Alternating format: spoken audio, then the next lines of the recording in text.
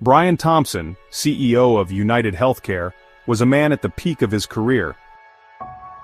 His way up the ranks of the insurance giant, Thompson was a respected figure in the business world, known for his sharp intellect and decisive leadership. But beyond the boardroom, Thompson was a devoted family and 2 children, both in high school, who were the center of his world.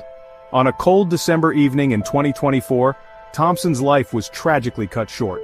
He was in Manhattan, attending an left the hotel, shots rang out, piercing the night air. Thompson was struck down, the victim of a senseless act of violence.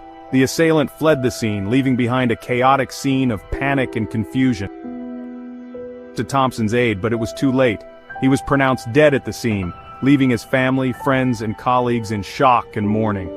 The search for Thompson's killer began immediately as police investigation. The manhunt for Brian Thompson's killer lasted 5 days. The investigation led authorities to Luigi Mangione, a 26-year-old Ivy League graduate. Mangione was apprehended at a McDonald's in Altoona, Pennsylvania on December 9, 2024. Upon his arrest, Mangione was found in possession of a 9mm handgun, later confirmed to be the murder weapon. He also had a fake ID and a notebook filled with disturbing writings. The notebook, described by investigators as a manifesto, contained entries expressing deep-seated resentment towards the health insurance industry and wealthy executives. The entries dated back to August 2024, with one chillingly stating, "The target is insurance." Another entry from October spoke of Mangione's intent to whack a CEO of an insurance company. The discovery of the notebook, along with the murder weapon and the fake ID, painted a picture of a premeditated crime fueled by anger and a desire for revenge.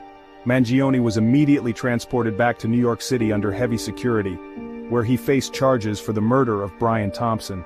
Luigi Mangione was indicted on both federal and state charges for the murder of Brian Thompson. The federal charges, which included murder through the use of a firearm, carried a potential death penalty. The state charges carried a maximum sentence of life in prison. The case quickly became a flashpoint in the national debate over capital punishment. On April 1, 2025, Attorney General Pam Bondi announced that the Justice Department would seek the death penalty for Mangione. This marked the first federal death penalty case pursued under the Trump administration, signaling a return to the hardline stance on crime that had defined his previous term. The decision to seek the death penalty for Mangione was met with immediate controversy. Supporters of the decision argued that the heinous nature of the crime, coupled with the evidence of premeditation, warranted the ultimate punishment. They saw it as a just punishment for taking a life and a necessary deterrent against future violence. The decision to seek the death penalty for Luigi Mangione ignited a firestorm of controversy across the nation. Public opinion was sharply divided, reflecting the broader debate over capital punishment in America.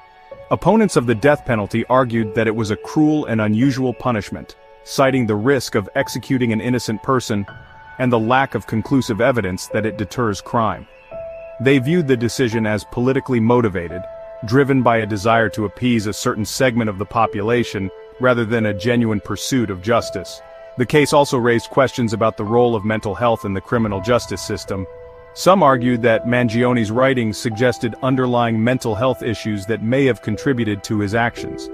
They called for a more nuanced approach to criminal justice, one that considered the role of mental health in crime and prioritized rehabilitation over retribution. The case of Luigi Mangione became a lightning rod for discussions about crime, punishment, and the very nature of justice in America. It served as a stark reminder of the deep divisions within society and the challenges of finding common ground on even the most fundamental issues. As the legal process unfolded, the nation watched and waited, grappling with the complex questions raised by this tragic case.